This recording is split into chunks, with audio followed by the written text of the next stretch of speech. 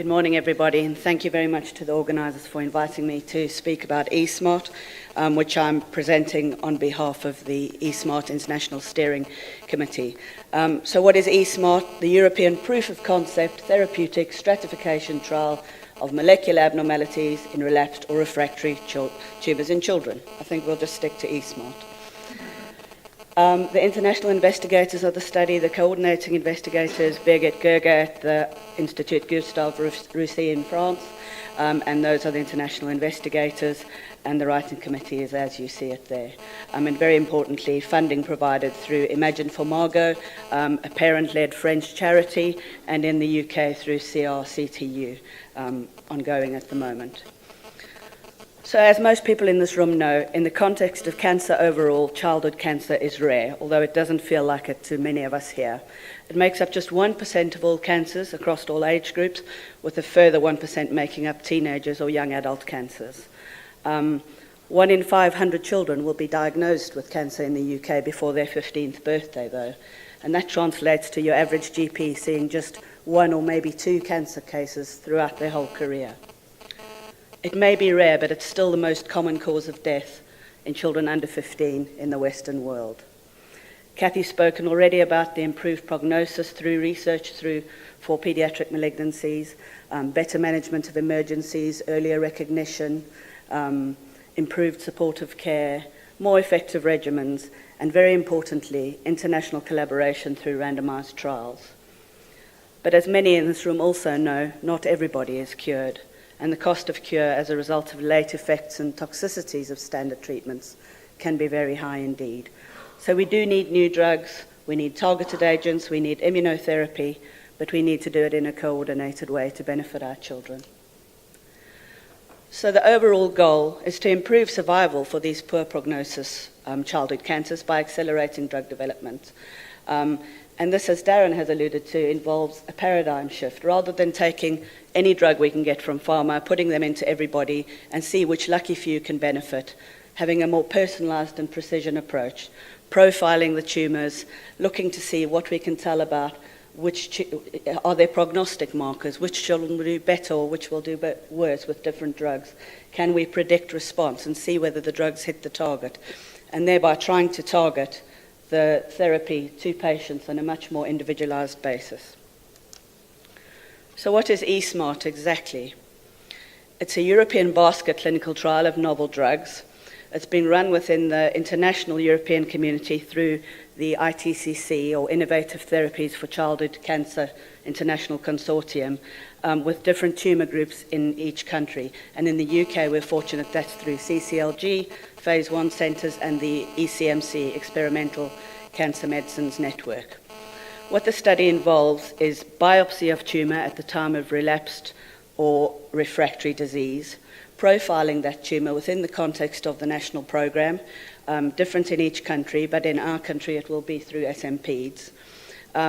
Looking at those results through a molecular tumour board with the right people interpreting those results, and that includes bioinformaticians, pediatric oncologists, statisticians, and where possible, assigning treatment based on the molecular profile of the tumour, with the caveats that Darren has already mentioned.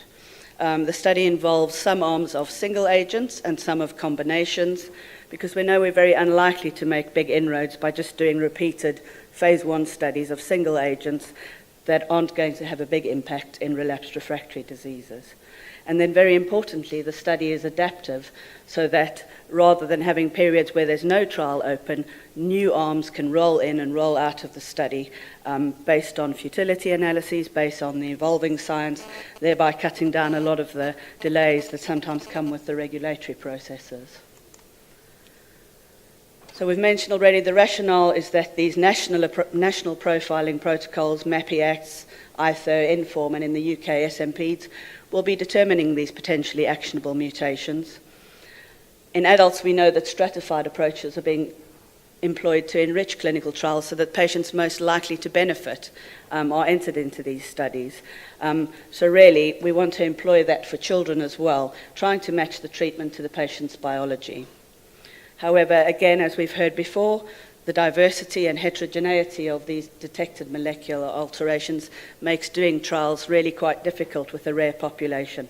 And that's the real reason for needing this adaptive, innovative design where you can roll things in, roll things out, and have kind of a basket approach to these rather than single repeated trials. So showing where SMPs fits into the overall strategy, like the other international processes, MAPI Acts, Inform in Germany, ISA in the Netherlands, SMPs there. Clinical tumour boards feeding into the eSMART study, patients going on, consenting, registering, and then being assigned to treatment arms based on the tumour profiling. And I'll come back to that near the end. What's the real novelty of this study? So one really key thing is that we've had absolutely unprecedented engagement from really big pharma companies who have drugs of interest that some of us have been chasing for years and not been able to get access to. In the first wave of the eSMART, the first 7 arms, there are drugs from Novartis, from AstraZeneca, and from Bristol Myers Squibb, and there are discussions underway at the moment with Pfizer for some really key inhibitors, particularly in the ALK field, to include in the next wave that are coming out. So the principle is tissue biopsy, which is going to be mandated because of the fact that we know that tumours do evolve over time, so that you know that what you're looking at is what's actually in the tumour at the time of relapse, unless there's really an exceptional reason that you can't get a biopsy, and archival tumour may then be used in that situation rather than denying access, but that will be the minority. And then also there are combination studies. It's a combination of drugs with each other, or with chemotherapy arms that are relevant to a broad field of pediatric tumour diagnoses. So the hypothesis of the study is actually based on a relatively recent comparative review done by Xavier Paletti, who is the study statistician. We know from doing multiple early phase studies in children, looking back at both targeted agents and cytotoxics, historically we've always started at lowish doses and then gone up in successive cohorts. That adds time to the period taken to complete an early phase study. Looking back, we know that the toxicity profile, PK and doses actually are very close in children to in adults. And it's really rare to have an unusual toxicity in a child that's never been seen in an adult before. So what we want to do is try and cut down the number of dose levels needed by trying to see if you can get to the recommended phase 2 dose for a child much more quickly, seeing if the dose in adults, scaled down for body surface area, is actually the relevant dose for children, and only de-escalating if that's not the case, or if there's a really good reason to suggest that it would be significantly different. So we're trying to find the recommended phase 2 dose of a specific agent or relative combination of agents for children. And teenagers, of course, and then to explore early signs of activity in a molecularly enriched study population. So who will the patients be that are enrolled? It is for patients up to the age of 18, and there was a lot of discussion about this, but overall it's felt that over 18s can be enrolled in adult trials, and sometimes there are more trials of early agents that are available much more quickly. The exception is that for older teenage or young adult patients, 19, 20, 22, there's the fire alarm. If they have a particular pediatric type of tumour, such as a patient in their early 20s with a neuroblastoma or Wilms tumour, and Kathy has a few of them, it is felt completely appropriate to include them in these pediatric studies. They're standard phase 1-2 study inclusion criteria that include adequate organ function as usually measured, measurable diseases on scan, or for patients such as neuroblastoma or lymphoma, if they have only evaluable disease by MIBG or PET, that would be allowed as well. And then there are very careful performance status criteria, because you don't want to be putting children who are really too ill into these studies, because it doesn't do the child a favour and it doesn't do the assessment of a new drug a favour either. It is for children with refractory or recurrent malignancies, but it's across the board, solid tumours including brain, other solid tumours and lymphomas, and very importantly, leukemia patients are not excluded. So this model, where the drugs or the arms are of agents relevant to leukemia patients, they can be included if they meet the criteria. And there's a set of leukemia assessment criteria that have been developed by hematologists within the group. So assignment will be by the eSmart Steering Committee based on the molecular tumour profiling, depending on what's shown up in the tumour arms. And I'll show you a schematic of that, but it might be oncogenic drivers, gene mutations, translocations, amplifications, and sometimes protein expression.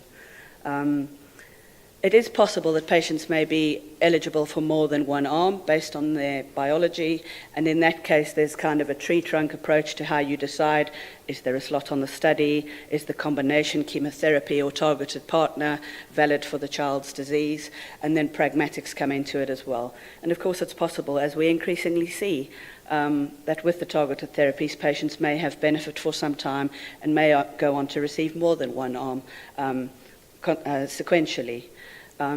Importantly, although this is largely a targeted therapy type of study, there are broader arms, if you like, and there's one in it at the moment, where if there isn't a specific tumour target, you still want children to have access to new therapies because they've exhausted many other therapies. And that's where immunotherapy arms, such as an immune checkpoint inhibitor, has been included in the first wave of arms. And then where possible, each treatment arm will be enriched with patients who, based on their biology, are felt to be most likely to benefit. So, for example, patients with a PI3 kinase inhibitor will be put into the PI3 kinase mTOR arms, but there are other inclusion criteria for those arms as well. So the design is an international open-label prospective two-part study validating the adjusted adult recommended phase 2 dose for children and then doing efficacy assessments for each arm. Each phase 1 or 2, or each arm, if you like, is conducted separately as in separate trials within the overall main trial, but with common standards in terms of entry criteria, assessments, etc., except where the nature of the drug dictates that it should be something different. The study is being rolled out in probably 20 ITCC centres, and they are the ITCC Phase 1 designated centres because they are, some of them, first-in-child studies. Within the UK, it's expected to be five UK centres, and they are within the regional referral networks who have been designated, and across the UK that gives a good geographical distribution. The numbers are broad, between 200 and 285, and that ranges because there are stopping rules depending on the number of patients deriving benefit in the different arms, and recruitment is expected to be over 3 years with an 18-month follow-up after the last inclusion, and an overall study duration of 54 months. So the study has just been launched in France. I must say that a big push for the study and the political pressure within Europe to open the study has come through the French government, the French MPs, and it's expected that the first arm will open in France in late July. And the UK, we're going through the process linked to the SMPEDS program of getting that all teed up to open in 2017. And as I say, there'll be 7 arms at initial opening, 6 of which are combinations and 1 is a single agent in this adaptive design, which allows us to put in new arms depending on the emerging data. So the main objectives: validate the recommended phase 2 dose of the single agent or combination, to look at the pharmacokinetic principles, to look at tolerability, toxicity, and then moving on to the phase 2 bit to look at the preliminary activity, i.e. tumour response, and where possible is that linked to the molecular profile of the tumour. There are some secondary objectives: to characterise the side effects or toxicity in more detail, including in a longer term, to characterise single agent and multiple dose PK. So the PK is the levels of the drug in the blood and how that relates to response. And then, of course, does it make a difference to the patients? Progression-free survival, time to the disease coming back again or progressing again, and how many patients can be long responders on these drugs, longer than 6 months. And then again, whether more of the enriched populations are responders. And then there are some biomarker exploratory objectives as well. Does the drug hit the target? And then looking at things like circulating tumour DNA, etc., as Darren alluded to earlier. So these are the initial arms in eSmart, arms A to G. So there's 2 arms with CDK4/6 inhibitors in combination either with totem, which is topotecan temozolomide, or with everolimus, which is an mTOR inhibitor. And then you can see there's a WEE1 inhibitor with carboplatin. a PARP inhibitor, which is a class of drug we've been trying to get for pediatric studies for a really long time, in combination with irinotecan. And then one of the very best AstraZeneca TORC1/2 inhibitors. There is a single agent arm because it really is a first-in-child study with no pediatric data whatsoever, but there is also a combination arm in combination with TOTEM. And then the immunotherapy PD-L1 inhibitor with cyclophosphamide, with or without radiotherapy, where appropriate. And the chemotherapy arms have been picked to be relevant to the broadest number of different tumor diagnoses, so a reasonable amount of thought and planning has gone into that. So that's the schematic of the study overall. You're not meant to see all the different bits of it, but clearly you can see in groups if you have if your tumor, these are some of the molecular abnormalities that may show up on the various types of profiling. They're not exhaustive lists, but then looking at if you're in this neck of the woods, you may be eligible for one of these arms. If you have DNA damage kind of suggestion in your profiling, you may be eligible for one of these. Arms E and F are the PI3 kinase, mTOR, really broad applicability arms, and then there's the immunotherapy arm, which is less targeted but provides access to patients. And just by way of one example as what the kind of dosing looks at, we've set all of them up.